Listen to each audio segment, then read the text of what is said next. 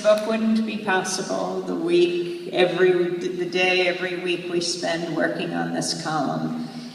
This journey, this 100-city tour would not have been possible, though I can't sometimes tell whether to thank him or, I mean, it's amazing, and we're at over City 60. And I think that's a very good thing until I said to someone, I said, I think we're at like 61. And they said, oh, really? So only 39 cities to go?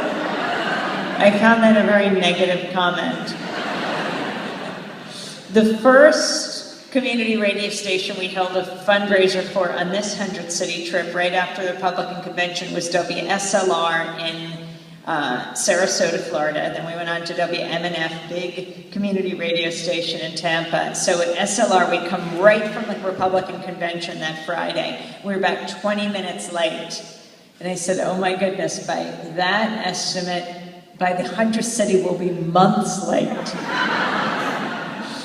And just a huge thank you to KBOO just for being there, for being a sanctuary of dissent, for being there for not only the people of Portland, but of course online, to be there to provide a forum for people to speak for themselves, that focuses on local voices, but also looks at the greater global community. And I want to thank Nick Story and the historic Bobwhite Theater. What a thrill it is to be here. And my colleague and friend, Miriam Barnard. It's wonderful to see her again here in Portland. It was easy. Comes out of the university. There's no opportunity. He ends up selling fruit and vegetables in the marketplace, and the authorities harass him, steal his scale. He gets so frustrated, he sets himself on fire, and that ignites the frustration of a generation, of an entire nation. And they rise up against their dictator, Ben Ali, and they throw him out. I think something else also sparked people, and that was WikiLeaks, the whistleblower website.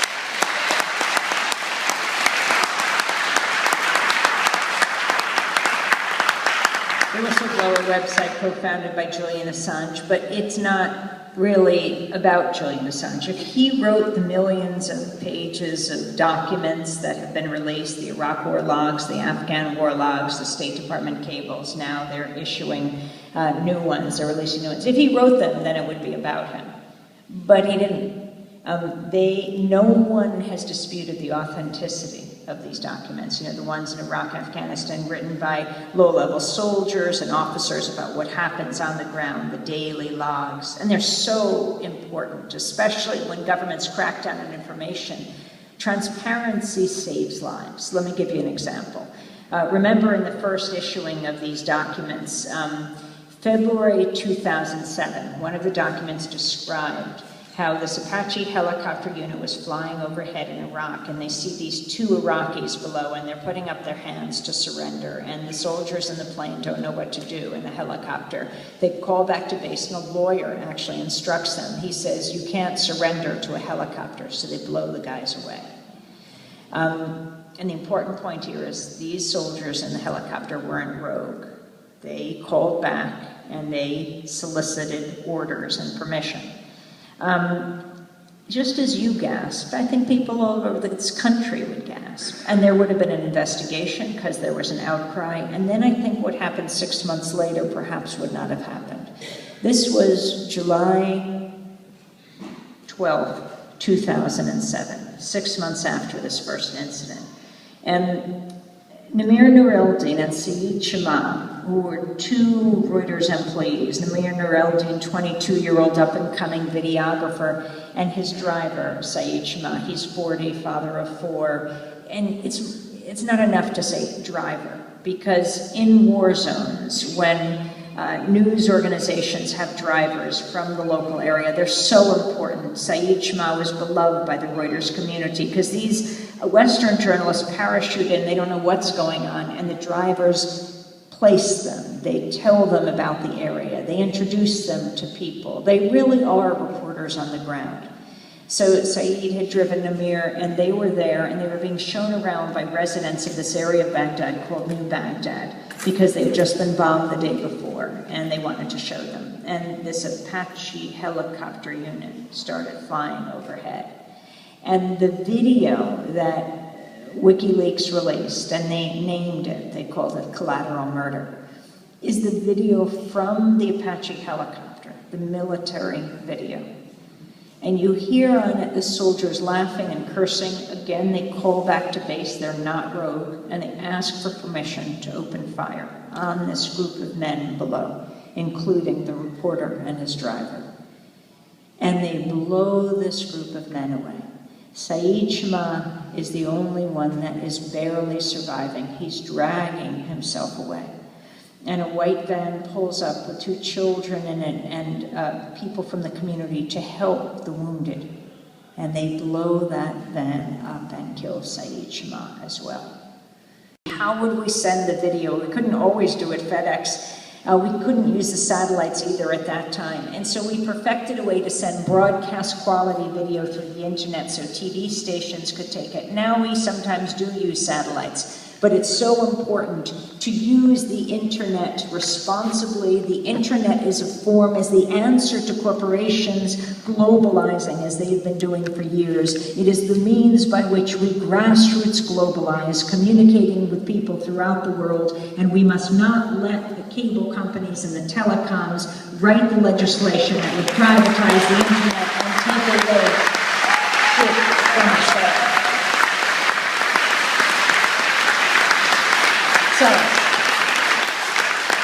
in the tradition of Democracy Now!, even when the internet's down, Sharif becomes one of the top tweeters in the world, and then the thugs broke into the international and US TV studios and they broke up the satellites. I remember seeing Anderson Cooper in his hotel room looking a little like old Democracy Now! On a fuzzy Skype, and the lower third said reporting from an undisclosed location.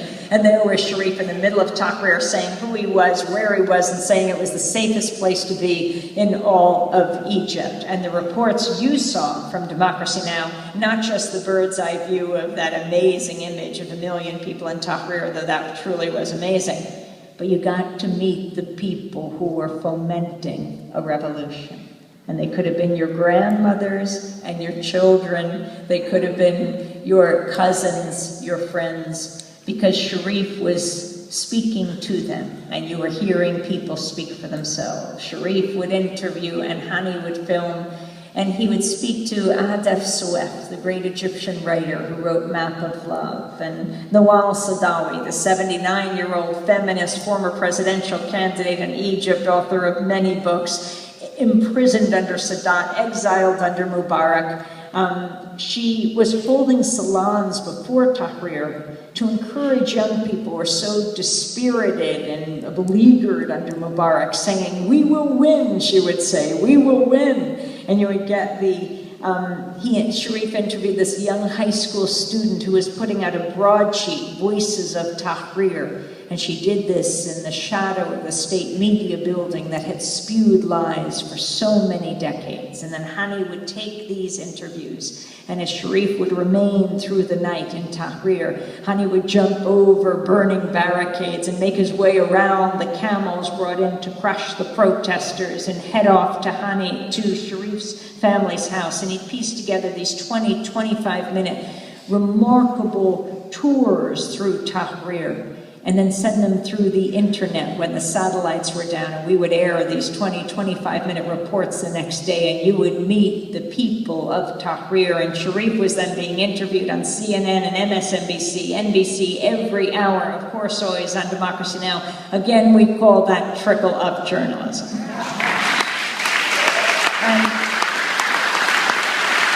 Prison for 4 years for blogging against the state under Mubarak. But he'd gotten out, he'd been at Tahrir, and then no one saw him again after he walked away one night.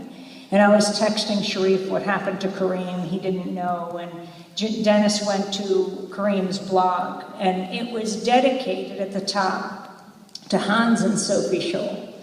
Hans and Sophie Scholl, well, they go back to World War II. They're the German brother and sister who, together with their professor and other students and workers, formed the White Rose Collective. They were not Jewish, they were German Christians, but they thought, what can we do in the face of the Nazi atrocity? And so they decided they would publish a series of pamphlets so the Germans would never be able to say we didn't know. They published 6 pamphlets in all, and on the 4th pamphlet were written the words, "We will not be silent." Hans and Sophie and their professor and others, they had these distributed under cover of night everywhere they could, in marketplaces, in schoolyards, and alleyways. They just had them dropped. Hans and Sophie were captured by the Nazis. They were charged, tried, convicted, and beheaded. But that philosophy, that motto, should be the Hippocratic oath of the media today, should be the Hippocratic oath of us all today. We will not be silent. Democracy now.